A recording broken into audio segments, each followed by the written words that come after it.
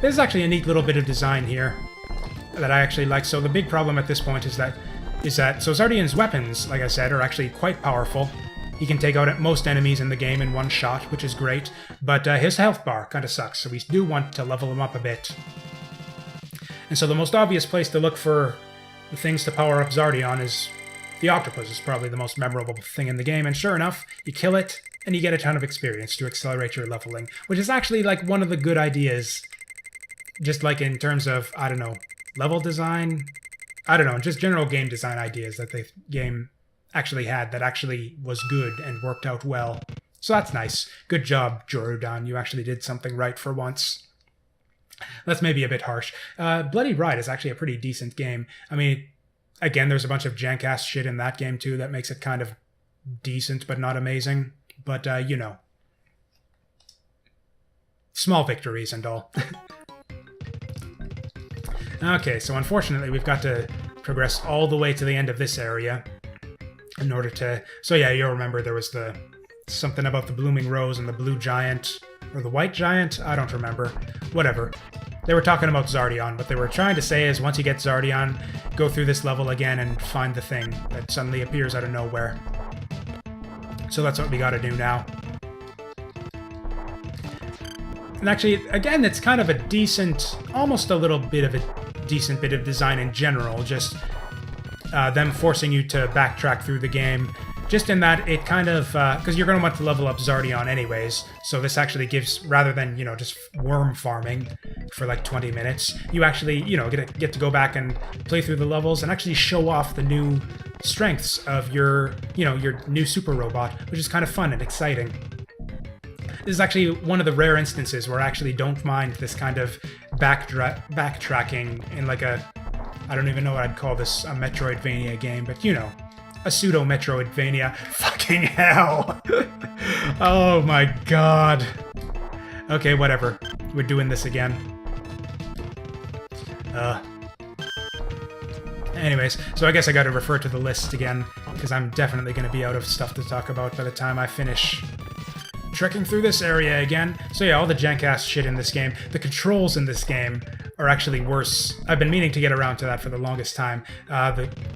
This game has some jank-ass controls where it's just basically incredibly stiff and unresponsive. A lot of the time your inputs just won't do anything randomly for no good reason. I don't know if it's like something to do with input buffering or if it's just like some sort of like weird race conditions with like the, I don't know, the game's, like the main game loop or something. I don't know. It seems to happen a lot of the time when there's a lot of projectiles on screen. The game will just like eat your inputs and not do anything, which is really annoying, especially against bosses, where it's just like your jump will suddenly not work for like a second or so. Okay, there's the second doodad. Yep, that's the one. The third one, on the other hand, we don't have a damn clue where to possibly look for it. But thankfully, Area 3 is pretty short, so there's not really that many places to look here. And like I said, I've beaten the game anyways, so I know exactly where to look. Oh yeah, Xardion has that wonderfully satisfying machine gun sound effect for his main attack too, which is the other reason why he's the best robot. Yeah, he's just got everything going for him. Oh yeah, bit of a shame that I never got to show off the land route through this stage, but whatever. It's pretty boring, to be honest, like most of the stages in this game. Okay, so there, we found it. That's the third thing.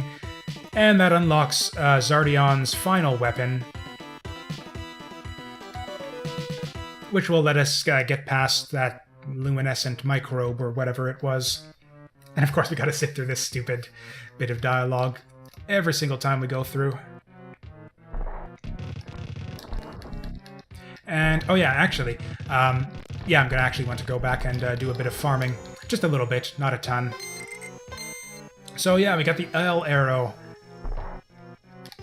which, yeah, is basically worthless for the same reason that all of LCD's spells were worthless. It has that stupid charge-up time, animation, whatever, that makes it just annoying to use. But anyways, we are... You know what, I'll probably get a level up by the time I get to the boss. I definitely want Xardion's second stage of weapon upgrade for the final boss. The final boss in this game is a son of a bitch. He's got, like, I think 5 different forms, I think. And they all take just as long as most of the other bosses in this game, so we're in it for the long haul, and it's an even longer haul if you don't get your weapons upgraded, so we're going to want to level up. Yeah, get up to 320 experience for this guy. Actually, I probably want even more so as to level up enough to get be able to get 3 shots on the screen. And in fact, yeah, we're at the boss right now, so I just want... Yep, that's what we're going to do. Thankfully, Xardion has better farming tools than the other characters as well. Yeah, this lightning here is basically the same as Alcides' screen clearing attack, except it's like a billion times faster. It'll take it 2 shots to work here, but once we, I believe once we get our next level up, I'm pretty sure it'll be able to kill everything in 1 hit, which will greatly accelerate farming. Yeah, in fact. So yeah, the thing now is that even though we've got our, in fact, you can see that there's a pretty significant change to his main shot right now that we've leveled up. But yeah, we still only get 2 shots on screen at once. That's the thing. Once you level up your main shot, you go back to a maximum of 2 shots on screen at a time. So yeah, we'll need another couple levels in order to get the full 3 shots, which is actually really important for the final boss. Again, it'll basically speed up our DPS by like another 50%. But yeah, thankfully the damage increase that came with that last level up will let us wipe out all the enemies in one go. So yeah, this is pretty much the most efficient way to farm in the entire game. Oops. Kaboom. Actually, I think it's even more efficient to just repeatedly do the start of the stage over and over again. Oh yeah, that's like 10 XP a pop. Yeah, that's the way we're doing it here. Anyways, I think I was pretty much done talking about like everything I had to say about the game, unfortunately. Jank-ass animations, jank-ass physics as well. It's like the jumping physics. It's like it doesn't have like that clean, like I don't know what to call it, that clean like gravity acceleration curve that all the best 2D platformers have. It's got like it's like a step function essentially.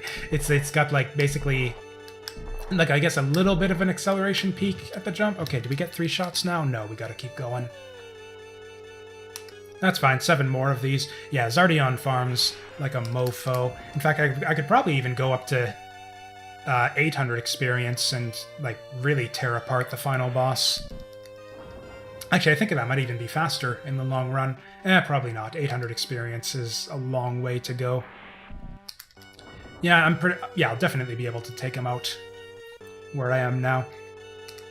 So yeah, with all the stuff that I hate about this game, why do I keep on playing it? I don't know. I think a lot of it goes down to just what I was saying, the whole mystique of this unknown lost gem that I had, like, just rattling. Just the fact that this game was on my mind for so many years before I actually finally rediscovered it and got to play it again. And it's just, I don't know, just all of those years of build-up. I just have a really weird fascination with this game. Although I guess that's not all there is to it. This, like I said, this game has a lot of really cool ideas. Like, you can see the basic concept is extremely solid. It's just mainly just execution and, like, balancing type stuff. Oh god, we still don't have it, really. Anyways, I got a suicide here to get my ammo back. Actually, I guess I don't. I have ammo pickups to spare, I guess. Oh well. Halfway there anyways. We'll just finish them off. There we go.